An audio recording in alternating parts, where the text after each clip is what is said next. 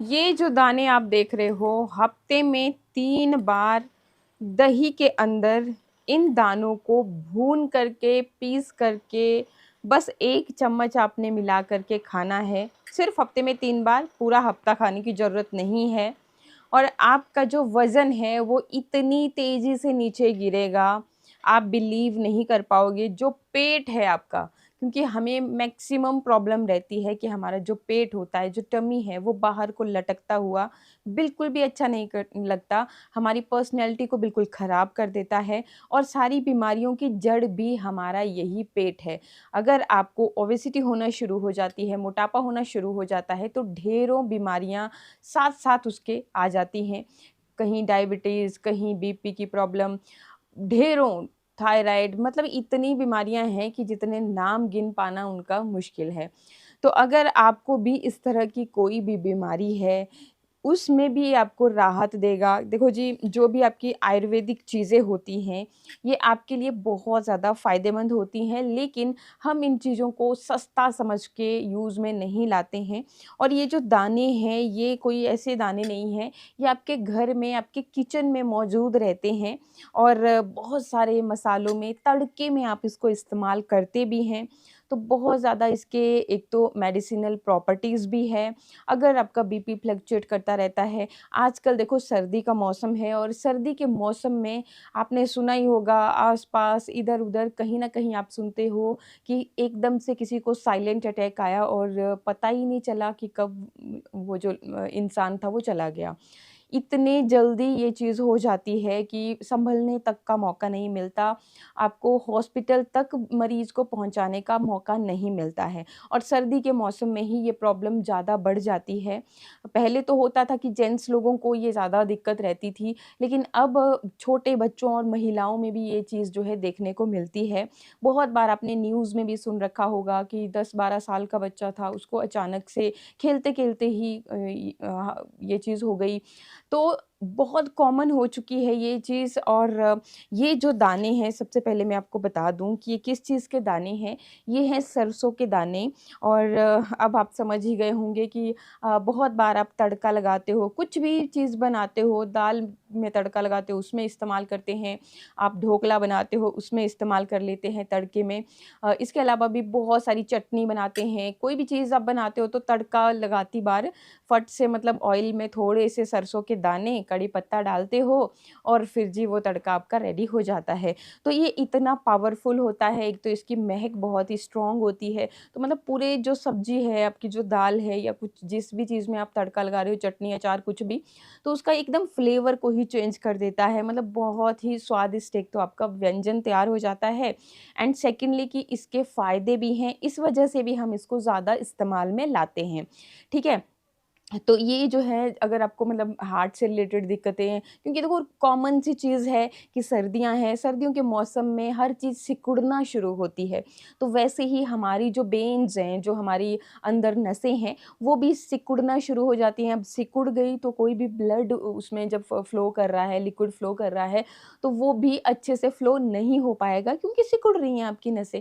तो अब ऐसे में सर्दी के मौसम में तभी ये चीज़ें जो हार्ट आपकी जो साइलेंट अटैक और ये हार्ट अटैक की बातें सुनते हैं, इसीलिए सर्दियों के मौसम में ज़्यादा होती है। वहीं पे जो आपका हार्ट है, उसको भी डबल मेहनत करनी पड़ती है ब्लड को पंप करने में, तो इस वजह से भी फिर ये चांसेस हार्ट फेलियर के ज़्यादा हो जाते हैं।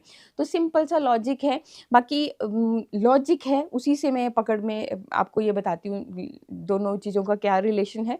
तो देखो जी, सरसों के जो दाने होते हैं, आपको पता ही होगा कि ये गरम तासीर के होते हैं। सच्चाई से सरसों का ऑयल है, उसके बाद उसकी खली बन जाती है या फिर सरसों ही आप जब तड़के में लगाते हैं, तो सबको पता ही है कि ये गरम तासीर का होता है। गरम तासीर का मतलब कि अब ये आपकी बॉडी में थोड़ा-सा हीट उत्पन्न करेगा और हीट प्रोड्यूस करेगा, तो जो आपकी वेन्स हैं, वो फिर फूलेंगी और जो ब्लड फ्लो है, वो ईज़िली हो पाएगा। वहीं पे आपका जो ब्लड थिक हो रहा है, उसको भी ये थोड़ा-सा पतला करने में हेल्पफुल है, ताकि ब्लड ईज़िली फ्लो हो पाए। अगर जैसे कोई आपकी गली सॉरी गली संकरी है ना, तो उसमें से भी अगर पानी को गुज़रना है, तो जी अगर वो पतला होगा, तो अगर थोड़ा थिक हो गया, कोई चीज़ मिक्स है उसमें, तो वो थोड़ा-सा अच्छे से फ्लो नहीं कर पाएगा। वैसे ही हमारे अंदर का भी सिस्टम है। तो इस तरह से फिर ये आपके उस ब्लड को थोड़ा थिन करेगा, पतला करेगा और फिर ईज़िली आपका ब्लड फ्लो हो पाएगा उन वेन्स के थ्रू। ठीक है? बाकी ये हार्ट हेल्थ के लिए भी बहुत ही अच्छा होता है, जो ये दाने हैं, दाने फॉर्म में आप जब इसको इस्तेमाल करते हैं, तो ये हार्ट हेल्थ के लिए भी अच्छा है। और बाकी जो डायबिटीज़ के मरीज़ हैं या किसी को थायराइड की समस्याएँ हैं, तो उनके लिए भी ये बहुत ही बेटर रिज़ल्ट देता है। और सबसे अच्छा जो इसका रिज़ल्ट है आपकी बॉडी के अंदर कि जैसे गर्म तासीर का है, अब आप यूँ समझिए कि चर्बी है उसको पिघलने के लिए गरमाइश की ज़रूरत होगी। तो गरमाइश की ज़रूरत है, जैसे अगर आपको मक्खन को पिघलाना है, आजकल सर्दियों में घी कैसे बिल्कुल सेट हो जाता है, तो अगर आपको उसको पिघलाना है तो या तो आप गरम तवे पे उसको रखोगे या हीट मतलब गैस पे उसको रखोगे, गरम करोगे या फिर धूप में रख दोगे तो वो धीरे-धीरे से थोड़ा-सा नरम हो जाएगा, फिर लिक्विडी कंसिस्टेंसी में आएगा। तो उसी तरह से जो आपकी चर्बी है, वो भी एक घी की तरह ही है, अंदर जम जाती है। आपके स्पेशली टमी एरिया पे आपके पहले वो जमना शुरू होती है। फिर धीरे-धीरे जैसे-जैसे आपका मतलब कि ये पूरा एरिया कवर कर लिया, बहुत मोटी तोंद हो गई, तो थोड़ा-थोड़ा आपकी पूरी बॉडी पे भी असर दिखता है, लेकिन बहुत कम दिखता है। चर्बी तो वैसे पूरी ओवरऑल बॉडी में देखा है आपने कि कोई भी आदमी जब मोटा होता है, तो पेट उसका ज़्यादा बाहर को निकलता है, लेकिन उसके फेस पे, उसके हाथों पे, उसके पैरों पे, उसके बाजुओं पे, जाँघों पे हर जगह ही फैट होता है। वो मतलब उतना विज़िबल नहीं होता है, जितना कि हमारा पेट, क्योंकि पेट देखो जी बाहर को फिर तोंद सी निकली रहती है और जब आप कोई भी ड्रेस पहनते हो तो उसकी वज़ह से फिर और वो दिखता है। बैठ जाते हो तो और फिर बाहर को मटके की तरह निकलता है। तो इसलिए मतलब जो पेट है आपका ना, उस पे ज़्यादा एक तरह से ध्यान जाता है। और अगर आप बोलें कि भई जी आपको सिर्फ़ और सिर्फ़ पेट ही कम करना है, बहुत बार ऐसे कमेंट्स भी होते हैं, तो सिर्फ़ पेट को कम करने की बात ऐसी होती है कि हाँ, वो हो तो जाता है लेकिन ओवरऑल आपकी बॉडी से फैट लूज़ होना शुरू होता है। अब जहाँ पे वो जल्दी मेल्ट होगा वहाँ उस एरिया से जल्दी-जल्दी वो यूरिन के रास्ते निकलने का काम करेगा। तो अब ये जो आप सरसों का जो ये दाने हैं, इसको आपने क्या करना है, कैसे किचन में मैं आपको पूरी रेसिपी बना कर के बताती हूँ ताकि कहीं पर भी चूक ना हो जाए। ये बहुत बार हम लोग ये गलती कर देते हैं कि चीज़ों को सही तरीके से इस्तेमाल नहीं करते हैं और फिर रिज़ल्ट में आता है कि हमें अच्छे रिज़ल्ट नहीं मिलते, फिर बोलते हैं कि भई हमें तो ये फ़ायदा नहीं मिला। अब एक चीज़ का ध्यान ज़रूर रखिएगा जब आपने इसको लेना है, इसको आपने डेली यूज़ नहीं करना है। आपने एक दिन छोड़ कर के इसको इस्तेमाल करना है, मतलब कि अगर आज मंडे है, आज आपने खा लिया, फिर आपने ट्यूसडे को नहीं खाना है, आप वेडनेसडे को बुधवार के दिन इसको खाओगे। हफ़्ते में सिर्फ़ 3 दिन ही खाना है, रिज़ल्ट आप खुद देखोगे जब आप इसको यूज़ करोगे। तो कैसे इस रेसिपी को तैयार करना है, चलिए पहले तो वही देख लेते हैं। तो 1 चम्मच दही के लिए लगभग 1 चम्मच के जितना ही आपको यहाँ पे सरसों के दाने लेने हैं। अगर पॉसिबल आपसे होता है तो इस तरह से आपको मार्केट में ये ईज़िली मिल जाते हैं। तो आपने ये दाना फॉर्म में ही लेना है, पिसा हुआ ना लें और अगर ना मिले तो फिर आप ले सकते हो। लेकिन कोशिश कीजिए कि आप इस तरीके से लेकर के आएँ क्योंकि जब आप इस तरह से मोटे दाने लेकर के आओगे तो इसको आप ईज़िली रोस्ट कर पाओगे और रोस्ट करने से जब आप इसको भूनोगे तो उसको इसके अंदर के जो पोषक तत्व हैं वो बहुत ही अच्छी तरह से रिलीज़ होंगे और टेस्ट भी बहुत अच्छा आता है। तो इसलिए मैं इसको अभी भून रही हूँ। ये देखिए और ये सिर्फ़ 1 चम्मच लेना है आपको, जैसा आपने देख ही लिया और चम्मच देख सकते हैं आपकी बहुत ज़्यादा बड़ा नहीं है। एक चीज़ मैं आपको बता दूँ कि देखो कैमरा के ऊपर ना चीज़ें वैसे भी बड़ी-बड़ी दिखती है क्योंकि बहुत ही क्लोज़ली वीडियो बन रहा होता है। तो यहाँ पे आपको अंदाज़ा हो रहा होगा कि कितने से ये दाने हैं। तो बहुत ज़्यादा क्वांटिटी नहीं लेनी है आपने, आप एक छोटा चम्मच के जितना ही लें और अगर बिल्कुल बिगिनर हो तो उससे भी कम क्वांटिटी को रखें। फिर धीरे-धीरे से आप इसको बढ़ा सकते हो और 1 चम्मच से ज़्यादा तो आपने एक पूरे दिन में बिल्कुल भी नहीं लेना है, ठीक है?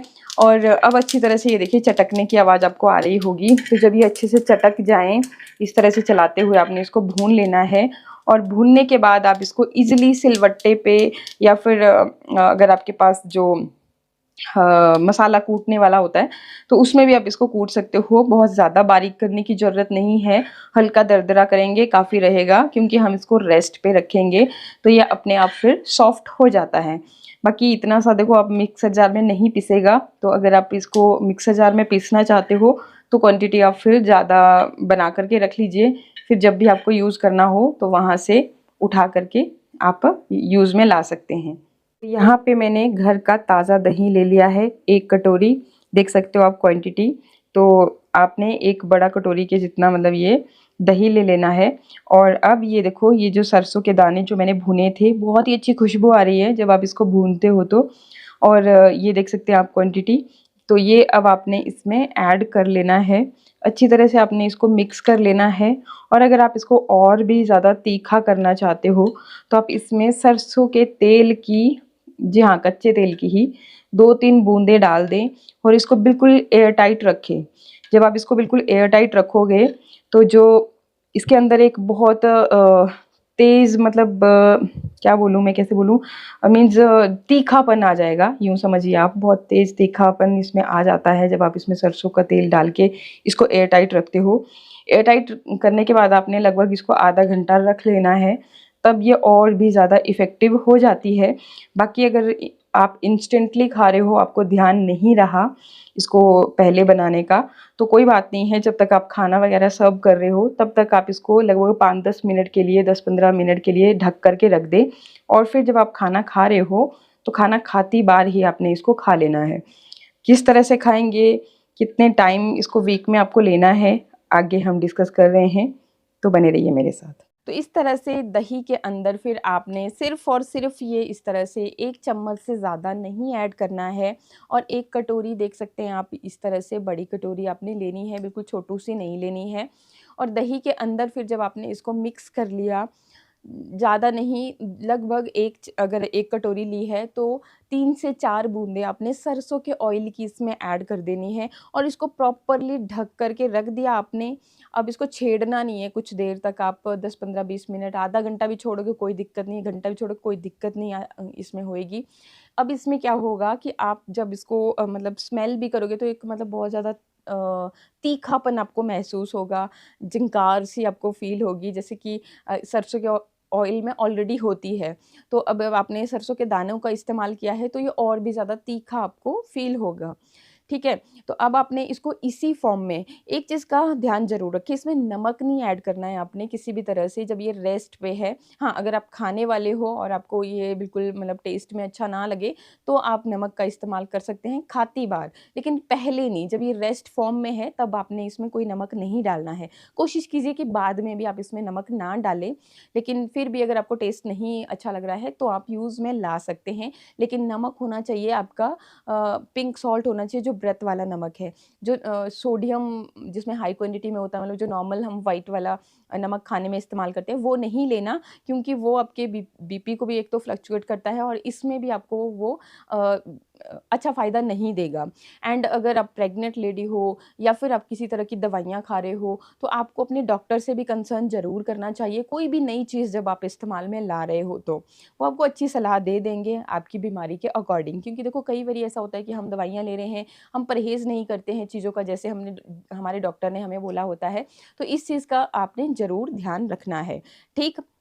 और अब देखो जी, बारी आती है कि लेना किस तरीके से आपने, तो देखो इसको लेने का तरीका आपको जब भी सही टाइम लगे। आप, ऐसा नहीं है कि आपने इसको मॉर्निंग में खाली पेट पीना है, नहीं, खाली पेट आपने इसको बिल्कुल भी नहीं लेना है। आप अपने ब्रेकफ़ास्ट के साथ, जैसे अगर आप खाने में जो भी खा रहे, चिल्ला ले रहे हो या फिर ओट्स खा रहे हो या कुछ भी जो भी आप खा रहे हो, उसके साथ में आप इसको ले सकते हैं। बस ये जो दही है आपकी, और ये इतनी टेस्टी होती है, मुझे बहुत अच्छी लगती है पर्सनली अगर मैं बोलूँ। और एक और मज़े की बात बता देती हूँ, जिन लोगों का डाइजेशन सही नहीं रहता है, गट हेल्थ सही नहीं है, तो उन लोगों के लिए तो ये एक वरदान की तरह है। मतलब आप एक इसको दिन में कभी भी आप ब्रेकफ़ास्ट में ले सकते हो, लंच में ले सकते हो, डिनर में ले सकते हो, अपने खाने के साथ ही लेना है, अलग से लेने की ज़रूरत नहीं है। और ये आपके खाने के पचने की जो प्रोसेस है, उसको इतना तेज़ कर देगा कि आपका जो खाना है, वो एक तो सही से पच जाएगा, फैट जो है उसका, वो बिल्कुल मतलब कि उस तरह से आपकी टमी पे फैट वो चीज़ नहीं होगी, पूरा खाना आपका अच्छी तरह से पच जाएगा। एंड सेकंडली कि जो आपका देखो, हाँ, अगर आपके बहुत ज़्यादा चर्बी इकट्ठा हो गई है पेट के अंदर, तो अब उसको पिघलाने के लिए अगर आप जैसे वर्कआउट करते हो या फिर योगा करते हो, एक्सरसाइज़ करते हो, वॉक करते हो, तो वो भी हेल्पफुल होता है। तो अगर आप ये सब चीज़ें नहीं कर पाते हो, तो ये जो अब दही 1 कटोरी आपने ली है, ये उन सब कामों को करेगा। ये इतनी एनर्जी आपके अंदर लेकर के आएगा कि आपकी वो जो आपको एकदम तीखापन लग रहा है ना, तो वहीं से समझ जाइए। तो उस तीखेपन की वजह से ये इतनी एनर्जी अंदर प्रोड्यूस करेगा कि वो जो चर्बी है, वो धीरे-धीरे पिघलना शुरू हो जाएगी और ये काम इतना स्लोली होता है, आपको पता तो नहीं चलेगा। पता चलेगा जब आप खाओगे ना इसको, तो हल्का-सा आपको फ़ील होगा कि नहीं कुछ तो मतलब जैसे मिर्ची जैसा आपको फ़ील होगा कि हमने खाया है। तो यहीं से आप अंदाज़ा लगा लीजिएगा कि आपके पेट की जो चर्बी है वो धीरे-धीरे से पिघलना शुरू हो चुकी है एंड 1 वीक के बाद आप देखना रिज़ल्ट और थोड़ा-सा अगर आप इसके साथ वॉक, एक्सरसाइज़ कुछ भी अपनी फ़िज़िकल एक्टिविटी को एक्टिव रखते हो, तो आप देखोगे कि रिज़ल्ट जो है ना और भी बेहतरीन आएँगे। तो मेरे बोलने से एक बार ट्राई ज़रूर कर लेना। बाकी अगर किसी तरह के डॉक्टर ने प्रिकॉशन आपको बताया हुआ है तो उसको फ़ॉलो ज़रूर करें। इसी तरह के अच्छे वीडियोज़ के लिए चैनल को सब्सक्राइब भी ज़रूर करें। अच्छा लगे वीडियो तो लाइक करें एंड शेयर करें अपने फ्रेंड्स के साथ। तो मिलते हैं फिर किसी नेक्स्ट वीडियो में, तब तक के लिए नमस्कार।